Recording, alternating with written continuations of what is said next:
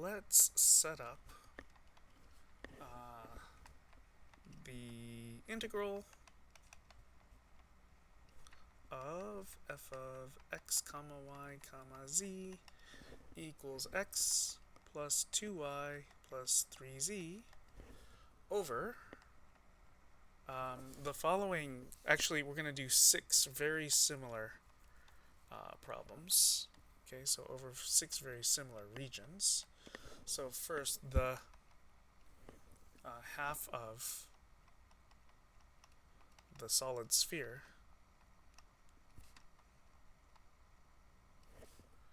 of radius 9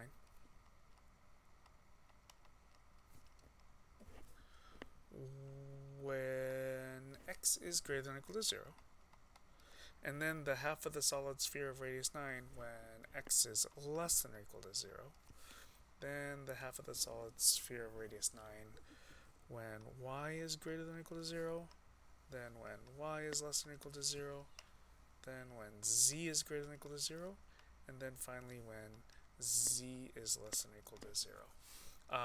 Do this all 6 of these as so there's technically 6 separate questions, but then set up each of these as a d rho d theta d phi integral. And just as a reminder from yesterday, you may need the following. So you might need x is equal to rho times sine of phi times cosine of theta. Y is equal to rho times sine of phi times sine of theta. And finally, z is equal to rho times cosine of phi. So try to remind yourself what each of these 3 spherical coordinates means. Remember that rho, for instance, is the straight line distance that a point is away from the origin. Theta was as before with cylindrical coordinates, so it's really just an angle built just based on the x and y coordinates alone. That's why there's no theta in the equation for z. And then phi was the angle made with the positive z-axis. That's maybe the shortest way to say it with a little more detail. A point, you can draw from the point down to the origin or up to the origin, wherever. Okay, and then that line segment creates an angle with a positive z-axis. So think about this, and you may want to just pause for a moment and just do your own setup. I'd like to now then reveal what would be an answer to part A, part B, part C, part D, part E, and part F here. So we'll have triple integral for all of these. So that part's not unexpected. X plus 2y plus 3z, well, that's going to become rho sine phi cosine theta plus 2, y gets replaced with rho sine phi sine theta plus 3 times, now z gets replaced with rho cosine phi, okay, just from here. And then that we're going to follow up with not just d rho d theta d phi, but there's a rho squared sine phi that appears as part of the dv. So rho squared sine phi times d rho d theta d phi. And sorry to just, in my case, just copy this along. I'm going to copy paste this here and there and there and there and in one last spot here. Okay, so none of that part is changing. But we now need to deal with what would be the bounds for the part where x is greater than or equal to 0. Well, this is not going to get taken care of by the rho coordinate, right? Rho, if we're talking about the solid sphere of radius 9, should go from 0 to 9. That part's not going to change. But theta is going to take care of that.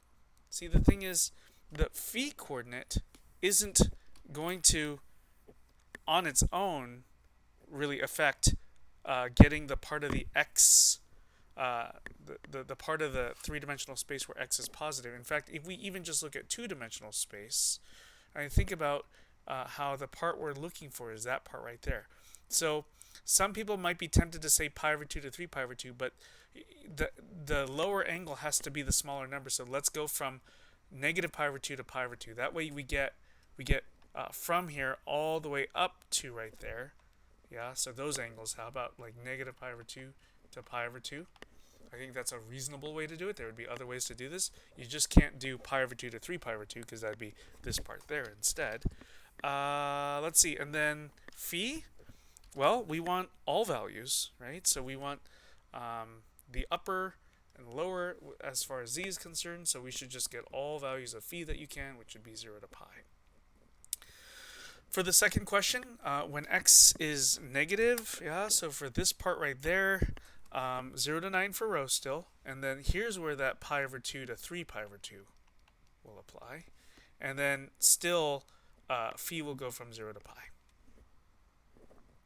Okay, what about where y is greater than or equal to 0? Let me erase this picture and look at just even in the xy plane, this part there you can take care of just by having theta going from 0 to pi. That'll do it, right? So 0 to 9 for rho, 0 to pi for theta, and 0 to pi for phi. If you want the bottom half, an easy way to do this is, well, first that one's going to be 0 to 9. Now theta, one option is pi to 2 pi. If you want a different option, you can do 3 pi to 4 pi. And then phi should still go from 0 to pi.